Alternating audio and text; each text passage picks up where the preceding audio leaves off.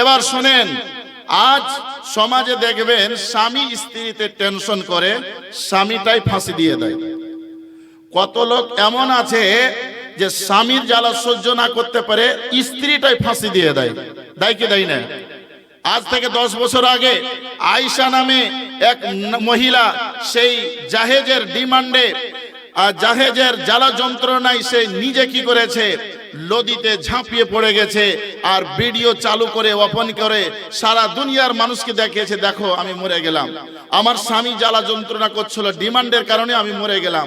ও ভাবছে যে আমি কত ভালো কাজ করলাম। তো আমাদের সমাজে কত দেখবেন যে পুরুষের জ্বালা না সহ্য করতে পেরে স্ত্রীটা ফাঁসি দিয়ে দেয়, স্ত্রীটা বিষ পান করে নেয়। দেখবেন শ্বশুর শাশুড়ি এবং বহু এদের ভিতরে টকঝাক হয়ে কত শাশুড়ি বিষ খেয়ে জান দিয়ে দেয়। দিয়েছে কি দেয়নি? আছে, আমাদের এলাকাতেই আছে। কতজন দেখবেন যে মা বাপ কড়া কথা বললো আর কড়া কথাকে সহ্য না করতে পারে ফাঁসি দিয়ে মরে গেল। এটা কি? এটা বিশাল গুনাহ, এটা হারাম, এটা ভালো কাজ নয়। ভাইজান, কতজন দেখবেন যে স্ত্রীর কাছে ফল ফ্রুট নিয়ে আসলো, খেতে খেতে খেতে খেতে খেতে সব স্ত্রী খেয়ে ফেললো, তো ওই জ্বালাতে কি করছে, পুরুষটাই ফাঁসি দিয়ে মরে গেছে। একটা লোকের ঘটনা শুনেন। কলা নিয়ে এসে, কলা যেটাকে কেলা বলা হয়, তো কেলা নিয়ে এসে বাড়িতে রেখেছে, মানে 2-3 কাঁচ কেলা নিয়ে এসে, তো খাইতে খাইতে সব শেষ, এক কাঁচ বেঁচে আছে। ও তখন রাগ করে গেছে, আমি আর বেঁচে থাকবো না, মরে যাবো। ও তখন কি করেছে, ঘরে যে আন্নাতে হবে, পা লটকে দিয়ে হাত লটকে দিয়ে পা ঝুলাইছে আর মানে গো গো করছে, সব কিছু ব্যাপার কি, উমুকের বাপ তো মরে গেল, সব মানে বাড়ির লোক কান্দাকাটি চালু করে দিয়েছে। গ্রামের মোড়ল সাহেব যা দেখছে, কি ব্যাপার, লোকটা ছেঁচে মরেছে না মিথ্যে মরেছে, যা দেখছে তো মানে হাত ঝুলাইছে আর কেলা ভাঙছে, গাপা গাপ খাইছে, গাপা গাপ খাইছে। তো এই ফাঁসি লটকাতে আর ফাঁসিতে ঝুলাতে মানুষ হাসি রহস্য করে। ভাইজান, এটা হচ্ছে কবিরা গুনাহ, এটা হচ্ছে বিশাল গুনাহ। এই গুনাহ থেকে আমাকে আপনাকে বাঁচতে হবে। ভাইজান, আরো কতজন দেখবেন সমাজে কষ্ট সহ্য করতে পারে না, টেনশনে এবং চিন্তাতে কোনো ঝামেলাতে পড়েছে, এই বলে বাড়ি থেকে বেরিয়ে যায়, রেলের পাটরিতে শুয়ে যায়, রেলের পাটরিতে দাঁড়িয়ে যায়, ট্রেন আসবে আমাকে চেপে দিবে, আমাকে মার্ডার করে দিবে, আমি মরে যাব, আমি শান্তি পেয়ে যাব, আমি ঠান্ডা হয়ে যাব। আল্লাহ বলছেন, তুমি ময়রা তো দেখো, তুমি ঠান্ডা হয়েছো কি গরম হয়েছো? ভাইজান, শর্ট টাইম, এই জন্য আপনাদেরকে একটি হাদিস শোনাই।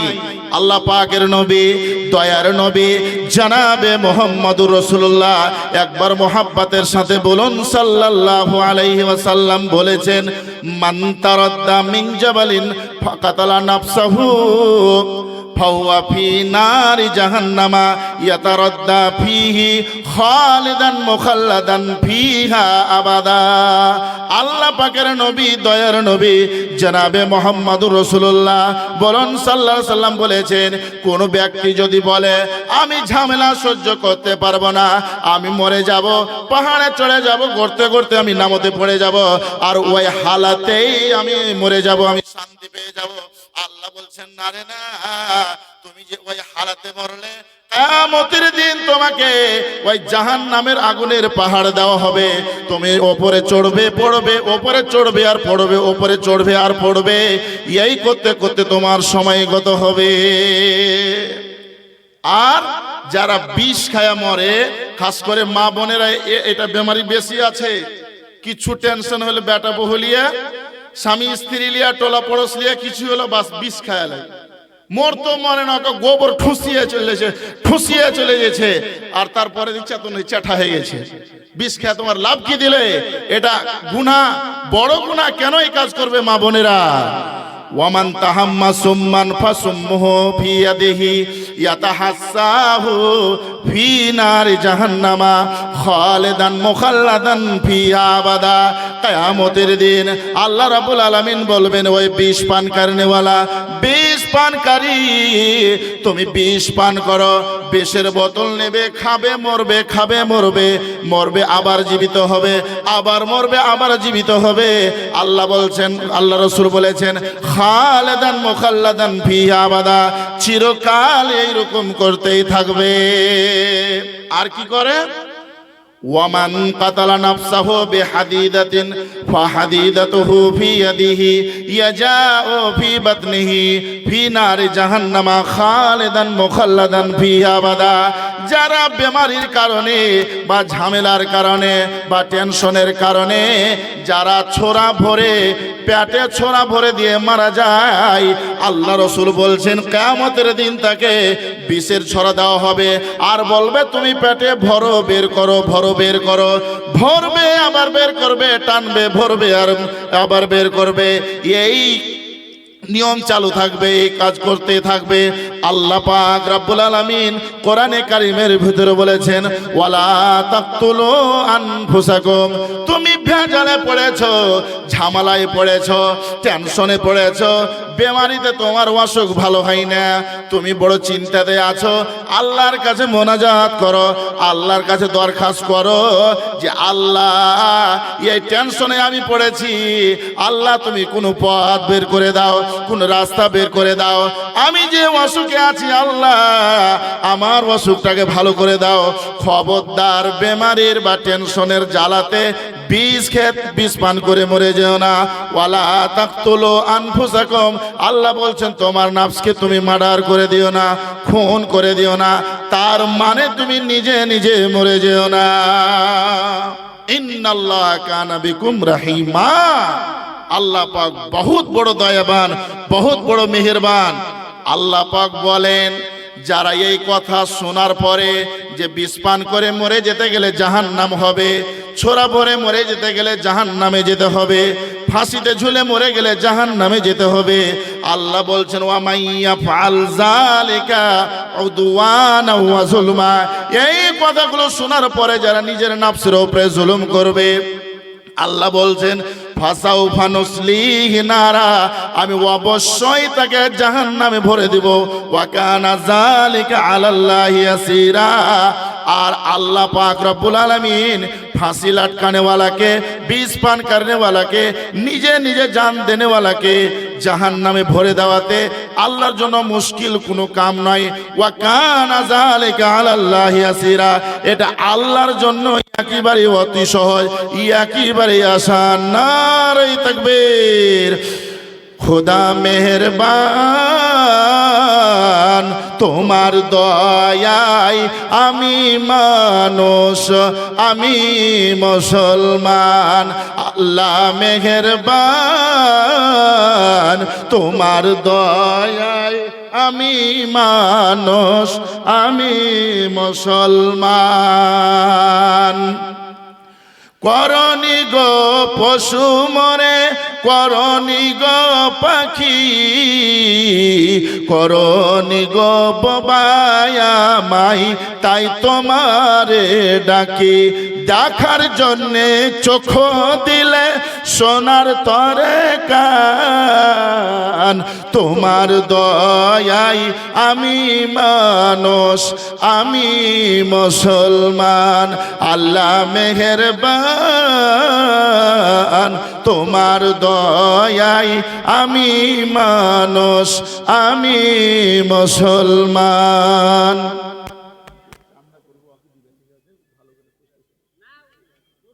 আসেন তো বলছিলাম বন্ধুগণ, একদিন মানুষকে মরতে হবে, একদিন তো দুনিয়া ছেড়ে যেতে হবে। তো কেন ফাঁসি দিয়ে মরে যাবেন? কত মা বোন, কত দিদি বোন, ভাতিজি ভাবিরা, আমার চাচিরা, কত জন যে ফাঁসি দিয়ে মারা গেল, কত লোক যে বিষ খেয়ে নিজের জানকে মার্ডার করে দিল। আল্লাহ কোরআনে বলছেন ওয়ালা তাকতুলু আনফুসাকুম ইন্নাল্লাহা কানা বিকুম রাহিমা। ভাইজান বন্ধুগণ, আমার বোনেরা, দিদিরা, ভাইরা, বন্ধুরা, সময় শেষ। এই জন্য অনুরোধ হবে এই বড় গুনাহ থেকে আল্লাহ যেন আপনাকে আমাকে সকলকে যেন বাঁচিয়ে রাখে। বলুন একবার আল্লাহুম্মা আমিন। একদিন তো কবরে যেতেই হবে, যেই কবরে যাওয়ার আগে আমাদেরকে সলেহ আমল করতে হবে। থাকব কেমন আধারে কঠিনই কবরে, ও গো আমার আল্লাহ। থাকব কেমন আধারে কঠিনই কবরে, ও গো আমার আল্লাহ। কাঁদি তাই অঝর জানাই তোমার দারে ওগো আমার আল্লাহ। যেথায় নাই দরজা নাই জানালা গো, নাই দরজা নাই জানালা, নাই আছে খাট বিছানা, নাই আছে খাট বিছানা, কঠিন ওই কবরে ওগো আমার আল্লাহ। থাকবো কেমন আধারে কঠিন ওই কবরে ওগো আমার আল্লাহ। যেদিকে তাকাই আপন কেহ নাই, আপন শুধুই আমার মাটি আর মাটি। যেদিকে তাকাই আপন কেহ নাই, আপন শুধুই আমার মাটি আর মাটি। ওপরে পাখারি মাটি মোর দুধারি, যাহাতে শুয়ে আছি সে মোর মাটি। যেথায় নাই সাথী নাই বাতি গো, নাই বাতি নাই সাথী, নাই বাতি নাই সাথী, নীল নাই আজ খোঁজ মরে, নীল নাই আজ খোঁজ মরে, কঠিন ওই কবরে ওগো আমার আল্লাহ। থাকবো কেমন আধারে কঠিন ওই কবরে ওগো আমার আল্লাহ। খেটেছি যাদের তরে তারাই আজ কত দূরে, নেই না খোঁজ মরে কঠিন ওই কবরে। খেটেছি যাদের তরে তারাই আজ কত দূরে, নাই না খোঁজ মরে কঠিন ওই কবরে। গেল সব ভুলে বিবি মেয়ে ছেলে, মা বাপ ভাই বোন সবাই গেল সরে। আমি যাদের তরে বাঁধলাম ঘর গো, নীল নাই আজ খোঁজ মরে, নীল নাই আজ খোঁজ মরে, কঠিন ওই কবরে ওগো আমার আল্লাহ। থাকবো কেমন আধারে কঠিন ওই কবরে ওগো আমার আল্লাহ। কি বিষের জ্বালা ও আল্লাহ তাআলা, কি বিষের জ্বালা ও আল্লাহ তাআলা, ছবল মারে সে সব আমায় বারে বার। সে সাপের কামড়ে কতে যাই গভীরে, টেনে তুলে সে সাপ ছবলে তাহার, তখন দোজখের আগুন ভেসে আসে গো। কত সাপ বিছু আসিতে রে কঠিন ওই কবরে ওগো আমার আল্লাহ। থাকবো কেমন আধারে কঠিন ওই কবরে ওগো আমার আল্লাহ। নারে তাকবীর। আপনারা একদম কসম খাইলেছেন, ভিতরে আছেন, চলেছেন না ঝাড়া পেশাব লেগেছে। এক জালসাতে এক মাওলানা কইছে জি ভাই বসো না জি, কইছে বসছি। ফের কইছে বসো না জি ভাই বসছি। রাগ করে লোকটা বসে গেছে। কহ তো কতক্ষণ কইছো? 2 ঘন্টা বাদ কইছি যাও ভাই পেশাব টেশাব করে এসো গা। কইছে মৌলভী সাহেব যাবো না, যা হওয়ার হার ফুল প্যান্ট হয়ে গেছে, ওরকম হয়ে যাবে। ভিতরে বসেন, চলেছেন, নারে তাকবীর। আলহামদুলিল্লাহ। এই যে মাঝে